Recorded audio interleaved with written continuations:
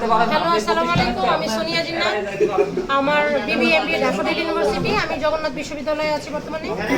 আমি মূলত চ্যানেল আইয়ের রিপ্রেজেন্টেটিভ হিসেবে কাজ করতাম, আর হচ্ছে টেলিপ্রেসের অ্যাডমিনিস্ট্রেশনে ছিলাম। সামহাও আমি মিডিয়া লাইনটা ছেড়ে দিয়ে আমার এক পরিচিত ভাইয়ের মাধ্যমে আমি প্রতিষ্ঠানে আসি জানুয়ারির 10 তারিখে। তারা আমাকে এমপ্লয়ি হিসেবে জয়েন করার 10 দিনের মধ্যে তারা আমাকে প্রেশারাইজ করে যে এত ক্লায়েন্ট আপনার আনতে হবে, এই করতে হবে।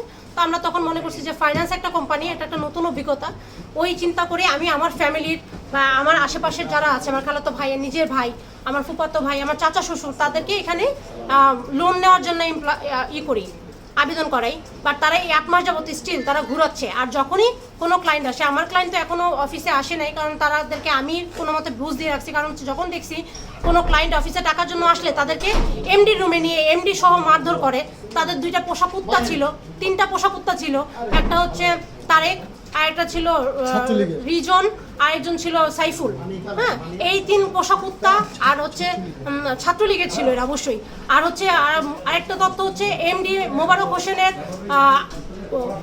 তৎকালীন আওয়ামী লীগ সরকার থাকার কারণে তার হচ্ছে আইনমন্ত্রী, তার চাচা নাকি কি মামা একজন ছিলেন, সেই দাপটে সে পর্যন্ত প্রতিষ্ঠানটা চালায় আসছে।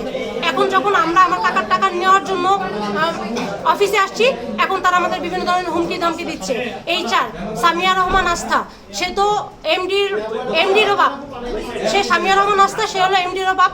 সে বিভিন্ন ধরনের ফাইজলামি ইত্যাদি সবার সাথে করে। কেউ কিছু করতে গেলে সবাই হুমকি ধামকি দেয়। কিছুক্ষণ আগে আমার চাচা শ্বশুরের সাথে বাজে বিহেভ করছে, ঠিক আছে।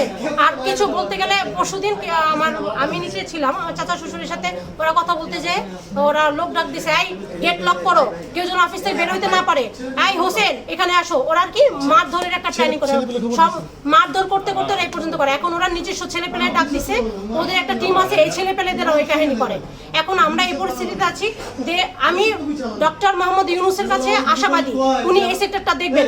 ডক্টর মোহাম্মদ ইউনূসের পরিচয় দিয়ে উনি এখন চলতেছে। উনি ওয়েট ভাইয়া, ডক্টর মোহাম্মদ ইউনূসের পরিচয় দিয়ে সে চলতেছে। ডক্টর মোহাম্মদ ইউনূস নাকি তা পরিচিত। এখন তার কতটুকু পরিচিত আমরা ঠিক জানি না। আমরা একটা সুষ্ঠু বিচার চাই। আমাদের অনেকগুলো টাকা এখানে আছে। Thank you.